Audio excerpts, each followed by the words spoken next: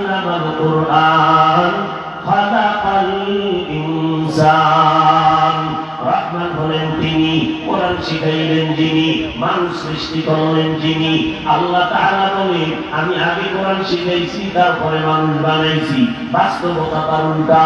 আমরা দুনিয়াতে আগে আসছি, আল্লাহ আমাদের আগে বানাইছেন, তারপরে আমাদের শিক্ষা হয়েছে। কোরআন শিখলাম, ইলম শিখলাম। আল্লাহ বলেন না আমি আগে কোরআন শিখাইয়া পরে মানুষ বানাইছি। আল্লাহ পাক উল্টা বললেন কেন? মুফাসসিরিনে কেরাম বলেন ফায়দুল হাকিম লা ইয়াখলু আনিল হিকমা। হাকিমের কথা হিকমত থেকে খালি না, জ্ঞানীদের কথা জ্ঞান থেকে শূন্য না। আল্লাহ এমনটা কেন বললেন? মুফাসসিরিনে কেরাম বলেন ও দুনিয়ার মানুষ, আল্লাহর আদালতে সব মানুষের মূল্য নাই। একদম মানুষ বংশগত মানুষ, আর একদম মানুষ জন্মগত মানুষ, আর একদম মানুষ হলো গুণগত মানুষ।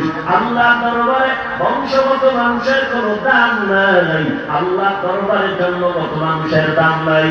আল্লাহর কাছে একমাত্র গুণগত মানুষের বড় মূল্য। বলে কেমন মূল্য? এরা দুনিয়ায়ও বাদশাহ, পরকালে বিনা হিসাবে জান্নাতি। গুণগত মানুষের দাম।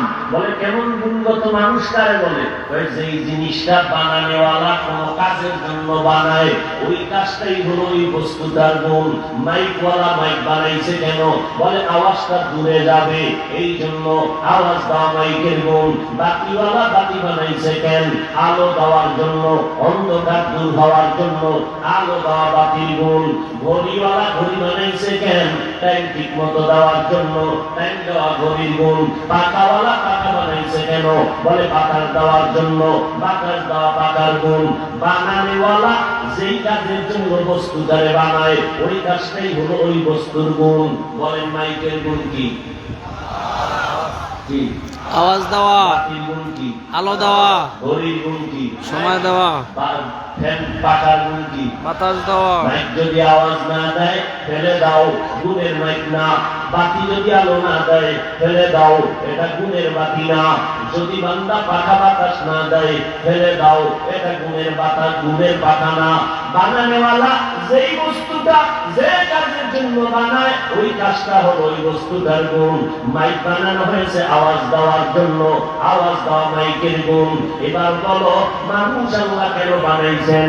আল্লাহ তাআলা বলেন মা খালাকুতুল জিন্না ওয়াল ইনসা ইল্লা লিয়াবুদুন। আল্লাহ বলেন আমি মানুষ বানাইলাম আমার ইবাদতের জন্য। কার ইবাদত? আল্লাহ। আর জোরে বলেন আল্লাহর ইবাদতের জন্য মানুষ বানাইছে। ইবাদত করতে হবে। ইবাদত মানে সারা রাত তাসবিহ টানা যায়, নামাজে বইয়া, এর নাম ইবাদত না। দিনের বেলা রোজা রাখবেন, জিকির করবেন, এর নাম ইবাদত না। চাকরিজীবী চাকরি করবেন, তাও ইবাদত। ব্যবসায়ী ভাইরা ব্যবসা করবেন, তাও ইবাদত। লেখাপড়া করনেওয়ালারা লেখাপড়া করবেন, ইবাদত। তবে বিনা কারণে না, দুইটা শর্তের বিনিময়ে। এক নাম্বার শর্ত আল্লাহর জন্য করব, দুই নাম্বার শর্ত আমি যা করব সব হবে মদিনাওয়ালা নবীর তরিকায়। নবীর তরিকায় কান্না করবেন ইবাদত, নবীর তরিকায় হাসি দিবেন তাও ইবাদত, নবীর তরিকায় ব্যবসা করবেন ইবাদত, নবীর তরিকায় খানা খাবেন ইবাদত, নবীর তরিকায় খানা খাবেন না তাও ইবাদত, নবীর তরিকায় বাথরুমে যাবেন ইবাদত, নবীর তরিকায় নামাজ পড়বেন ইবাদত, সিজদা করবেন ইবাদত। নামাজ পড়বেন না নবীর তরিকায় তাও ইবাদত, সিজদা করবেন না তাও ইবাদত, রোজা রাখবেন রমজানে ইবাদত। এই আবেগ দিয়া ঈদের দিন যদি রোজা রাখেন তাও ইবাদত, ওই দিন রোজা না রাখা ইবাদত। জানাজার নামাজ পড়বেন ইবাদত, রুকু সিজদা দিলে সেটা কি ইবাদত? জানাজার রুকু সিজদা আছে নাই, রুকু সিজদা না দেওয়াটা ইবাদত। যা করব যা বলবো সব হবে আল্লাহর জন্য। ইন্না সালাতি ওয়া নুসুকি ওয়া মাহইয়ায়া ওয়া মামাতি লিল্লাহ ওয়া মামাতি লিল্লাহি রাব্বিল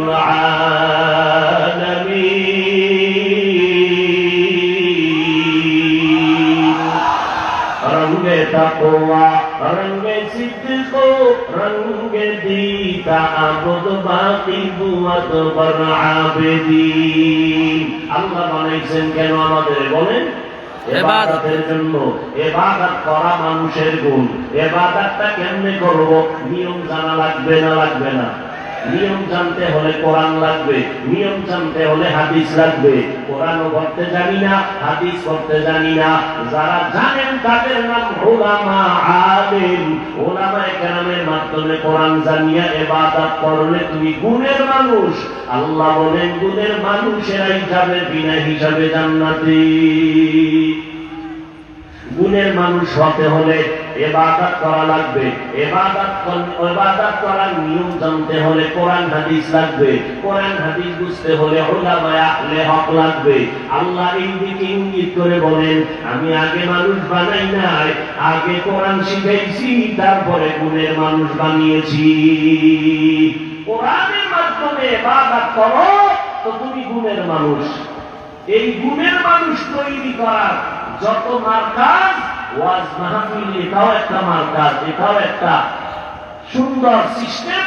এখানে মানুষকে গুণের মানুষ বানানো হয়। গুণের মানুষেরা কি করে? বাম হাতে পানি পান করে না। গুণের মানুষ মানুষের সাথে দেখা হলে আগে সালাম দেয়, জবানে গালি দেয় না, বিপদ শেখায়াত করে না। আর তারা কিছু মানুষ রাস্তার ভেতরে দৌড়ায়, যেখানে সেখানে প্রস্তাব পায়খানা করে, সালাম নাই কালাম নাই। কারণটা কি? ওই মানুষ বংশগত মানুষ, জন্মগত মানুষ, তবে গুণের মানুষ হতে পারে নাই। গুণের মানুষ বানানোর জন্য ওলামায়ে কেরাম ওয়াজের প্যান্ডেলে মেহনত করে, পীর সাহেবরা মেহনত করে, তাবলীগওয়ালারা মেহনত করে। আর এই সব কিছু মেহনতের আসল মার্কাজ হলো এই জমিনে মাদ্রাসা। গুণের মানুষ যারা, তারা বেয়াদবি করে না, তারা সবসময় আদর রক্ষা করে চলে। রাহমাতুল লিল আলামিনকে আল্লাহ কোরআন দিলেন 40 বছরের পরে। জিবরাইল আমিন আসলেন, নবীজির সিনার সাথে জিবরাইল আমিনের সিনা মোবারক লাগাইয়া হালকা ভাবে চাপ দিলেন, এছাড়া নবী আপনি পড়ুন। নবী বলেন, মা আনা বিকারিন, আমি পড়তে জানি না। আবার চাপ দিলেন, ইকরা, হে নবী আপনি পড়ুন। নবী বলেন, আমি পড়তে জানি না। তৃতীয়বারে খুব জোরে চাপ দিলেন। চাপ দিয়ে এবার বললেন, ইকরা বিসমি রাব্বিকাল্লাযী খালাক, খালাকাল ইনসানা মিন আলাক, ইকরা ওয়া রাব্বুকাল আকরাম, আল্লাযী আল্লামা বিল কলম, আল্লামাল ইনসানা মা লাম ইয়ালাম। নবী এবার পারি নাও বলেন না, পারি দাও বলেন না। নবীর জ্বর উঠে গেল, এত প্রচন্ড জ্বর। নবী এখান থেকে বের হয়ে আম্মা জান খাদিজা রাদিয়াল্লাহু আনহার ঘরে চলে গেলেন। আর আম্মা জানকে বললেন, জাম্মিলুনি জাম্মিলুনি, আমাকে কম্বল দিয়ে আবৃত করে নাও। আম্মা জান আবৃত করে নিলেন। নবী গুনগুন গুনগুন করে কান্না শুরু করলেন। আম্মা জান বললেন, নবী কাঁদার কারণ? আমার নবী সব ঘটনা খুলে বললেন। আম্মা জান নবীকে সান্ত্বনা দিয়া বললেন, ও নবী, কোনো চিন্তা নাই, আমি খাদিজা আপনার নবুয়তের সনদকে প্রথম আমি স্বীকার করে নিলাম। ভাইরা আমার, নবী বাবাকে বের হয়ে গেলেন। মানুষের দাঁড়ে দাঁড়ে দাঁড়ে দাঁড়ে কোরআন তেলাওয়াত করে করে মানুষকে শুনাইতেছেন। নবীর এক নাম্বার দায়িত্ব কোরআনের তেলাওয়াত, ইয়াতলু আলাইহিম আয়াতি। নবীজির 2 নাম্বার দায়িত্ব ইউযাক্কিহিম, উম্মতকে গুনাহ থেকে বাঁচানো, কলবটাকে গুনাহমুক্ত করানো। এ নবীর উম্মতের দান। আল্লাহর নবী একটু নজর দিতেন, সাথে সাথে উম্মতের কলবটা পরিচ্ছন্ন হয়ে যাইত, ফুল চার্জ পরিপূর্ণ হয়ে যাইত। এর নবীর আশেক, আমার নবী জীবনটা দিয়ে কষ্ট কষ্ট করে করে করে করে উম্মতগুলোকে দ্বীনের পথে আনলেন। যে নবী দোয়া করলে হয়ে যায়, ওই নবী মানুষের দ্বারে দ্বারে গিয়ে দাওয়াতের কাজ করলেন। এত কষ্ট করেছেন, ওই কষ্টের মাধ্যমে আল্লাহ পাক দ্বীনের বিজয় দান করেছেন। এর নবীর উম্মতের দান। আজ ওই নবী আমাদের সামনে নাই। আল্লাহ পাক নবীর ওই দ্বীন দ্বীনের দায়িত্ব নবীর মাধ্যমে উলামায়ে কেরামদেরকে দান করেছেন। ও উম্মতের দল, যে যতই বলুক না কেন উলামায়ে কেরাম আমাদের মাথার তাজ। এদেরকে দিয়া আমাদের ঈমান আমাদের জান্নাতের পথটাকে ক্লিয়ার করতে হবে। উলামায়ে কেরামের বিরুদ্ধাচরণকারীরা কোনদিন নিজের সঠিক রাস্তা খুঁজে পাবে না। এই জন্য খুব সাবধান। বর্তমানে উলামায়ে কেরাম থেকে উম্মতকে আলাদা করার ষড়যন্ত্র চলতেছে। এর যুবক আল্লাহর গোলাম, উলামায়ে আহলে হক যাদের সুহবতে গেলে দিলটা নরম হবে, চোখে পানি আসবে। এদের কাজ হলো উম্মতকে কোরআন তেলাওয়াত শেখানো, এদের কাজ হলো উম্মতকে গুনাহ থেকে বাঁচানো। এই জন্য উলামায়ে কেরাম আহলে হক মানুষের দ্বারে দ্বারে যায়, পায়ে হাত দিয়া বুঝাইতে থাকে, এরে নবীর উম্মতেরা, আমার নবীর কোন গুনাহ নাই। আমার নবী যদি সারা রাত উম্মতের জন্য কান্না করে কাটাইতে পারেন, সাহাবায়ে কেরাম জীবনভর কান্না করে কাটাইতে পারেন, এমন একজন আল্লাহওয়ালা নাই জীবনভর কাঁদেন নাই উম্মতের জন্য।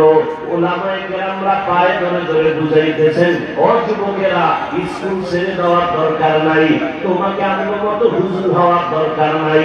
যেখানেই থাকো, ডাক্তারি করো, ইঞ্জিনিয়ারিং করো, ব্যবসা করো, চাকরি করো, নবীর তরিকার মালাটা গলায় লাগাও, মা বাবার দোয়া নিয়ে সামনে আগাও। কারণ মা বাবার চোখের পানির দোয়া না থাকলে এই চেয়ারে বসতে পারতাম না। তুমি যদি মা বাবার দোয়া না পাইতা, সম্মানের চেয়ারে বসতে পারতা না।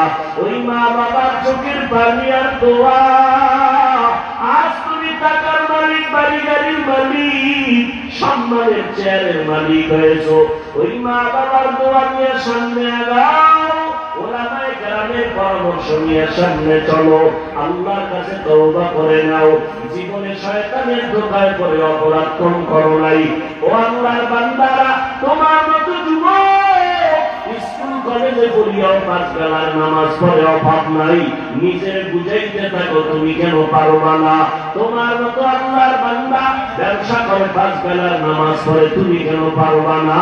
হে বৃদ্ধ বাবাজি, আপনার মতো কত বুড়া মানুষ মসজিদে লাঠি দিয়ে ভর করে করে গিয়া নামাজ আদায় করে, আপনি কেন পারবেন না।